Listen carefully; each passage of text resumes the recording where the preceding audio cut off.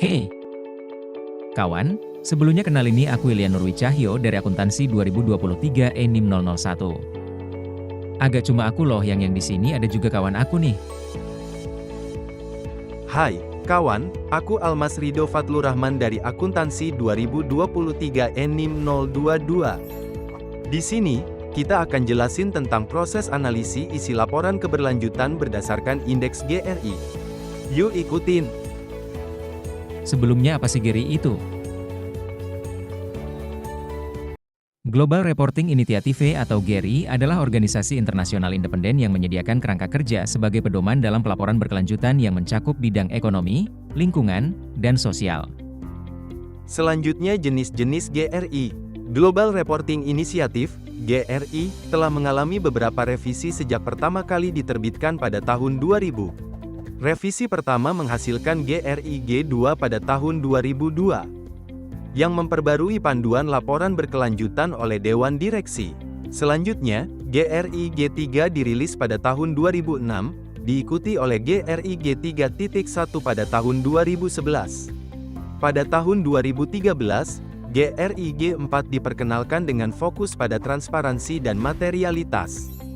Terakhir, pada tahun 2016, standar GRI dirilis sebagai revisi terbaru dengan struktur modular yang lebih fleksibel. Perbedaan utama antara GRI G4 dan standar GRI terletak pada struktur, bahasa, dan isi. Standar GRA menggunakan pendekatan modular dengan 36 modul, yang dapat disesuaikan tanpa memerlukan revisi menyeluruh. Sementara GRI G4 membutuhkan revisi total setiap ada perubahan. Dari segi bahasa, standar GRI menggunakan istilah disclosure, sedangkan GRI G4 menggunakan indicator. Dalam hal isi, standar GRI memiliki 60 general disclosure, 9 management approach, dan 82 specific disclosure, dengan beberapa indikator pada GRI G4 dihilangkan atau direvisi. Selain itu, standar GRI membedakan klausul wajib, requirement, dan rekomendasi, recommendation, sehingga mempermudah penyusunan laporan keberlanjutan.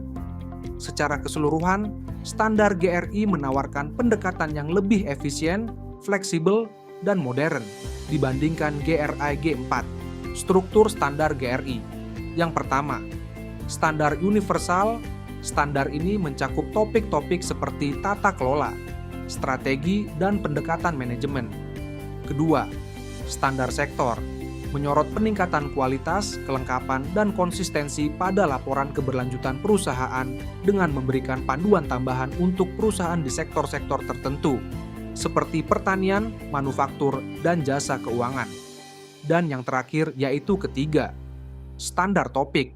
Memberikan panduan terperinci mengenai topik-topik tertentu seperti perubahan iklim, hak asasi manusia, dan korupsi. Manfaat laporan berkelanjutan berdasarkan GRA. Yang pertama, menunaikan tanggung jawab sosial dan lingkungan perusahaan. Kedua, mengidentifikasi kelebihan dan kekurangan dari program dan kegiatan bisnis perusahaan. Ketiga, memperkuat sistem manajemen perusahaan. Keempat, membangun reputasi dan kepercayaan terhadap perusahaan. Kelima, menarik ketertarikan dari investor. Keenam, mendorong keterlibatan multi-stakeholder terhadap operasi bisnis perusahaan. Ketujuh, mematuhi regulasi yang diberlakukan pemerintah. Proses pelaporan GRA. Proses pelaporan GRI adalah pendekatan terstruktur bagi perusahaan untuk melaporkan kinerja keberlanjutan mereka dengan menggunakan standar GRA. Secara umum, proses ini memiliki langkah-langkah berikut. 1. Persiapan. Kedua, penilaian materialitas. 3. Pengumpulan data. 4. Penyusunan laporan. Kelima, peninjauan dan validasi. 6. Publikasi laporan. 7. Tindak lanjut dan perbaikan. Contoh studi kasus mengenai GRI. Sebuah perusahaan tekstil besar menerbitkan laporan keberlanjutan menggunakan standar GRI dan mengklaim telah mengurangi limbah produksi sebesar 40%. Namun, audit independen mengungkapkan bahwa data yang dilaporkan hanya mencakup satu pabrik, sementara limbah di pabrik lain justru meningkat. sehingga pelaporan tidak memenuhi prinsip transparansi dan kelengkapan yang diwajibkan oleh GRI. Hal ini menimbulkan tuduhan greenwashing dari berbagai pihak yang menyebabkan reputasi perusahaan memburuk, investor menarik dana mereka, dan regulator mulai menyelidiki pelanggaran.